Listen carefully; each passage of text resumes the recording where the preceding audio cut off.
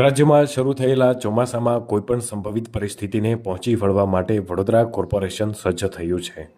ગત વર્ષે શહેરના પૂરના કારણે સર્જાયેલી વિકટ પરિસ્થિતિનું પુનરાવર્તન ન થાય તે માટે પાલિકા તંત્ર દ્વારા ડિઝાસ્ટર રેડીનેસ અને પ્રિપેરનેસ ચકાસવા માટે નવી આવેલી 8 બોટ્સનું ટેસ્ટિંગ સુરસાગર ખાતે ફાયર વિભાગ દ્વારા કરવામાં આવ્યું હતું.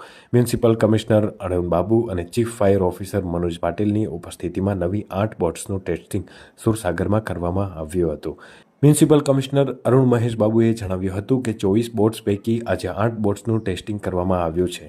એસડીઆરએફ અને એનડીઆરએફ દ્વારા વધુ બોટ્સ 2 દિવસમાં મળી જશે, જે રબર અને ફાઇબર બોટનું ટેસ્ટિંગ 2 દિવસ કરવામાં આવશે.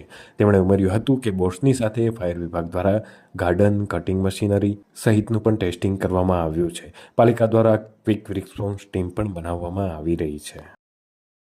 આજે વડોદરા મહાનગરપાલિકા દ્વારા અમે ડિઝાસ્ટર રેડીનેસ અને પ્રિપેરનેસ બાબતમાં બોટ્સ ડિપ્લોયમેન્ટ્સ, બોટ્સની કન્ડિશન્સ અને આપણા તમામ મશીનરી ઇક્વિપમેન્ટનું તૈયારી કેવું છે એ નિરીક્ષણ કરવા માટે અમે નક્કી કર્યું હતું.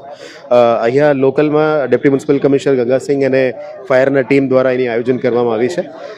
એટલે આજે આપણે 24 બોટ્સનું ટેસ્ટિંગની પહેલા તબક્કામાં 8 બોટ્સની આજે ટેસ્ટિંગ કરી છે. આવનારા દિવસોમાં we are getting more સપ્લાયઝ and services from SDRF અને એનડીઆરએફ, પણ નવું બોટ્સનું પણ અમે પ્લેસમેન્ટ કરી છે.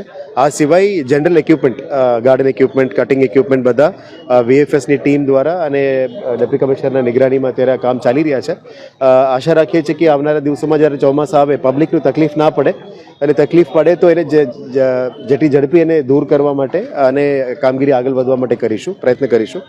અને ક્યુઆરટીનું ઓર્ડર્સ પણ કર્યું છે, ક્વિક રિએક્શન ટીમ, જેથી કરીને કોઈ પણ રોડ્સમાં બ્લોકેજીસ થાય એને પહોંચી વળવા માટે અને જનતાને અસુવિધા ના થાય એ બાબતનું કામગીરી કરવા માટે વીએમસી દ્વારા આ પગલાઓ લેવામાં આવી રહ્યા છે.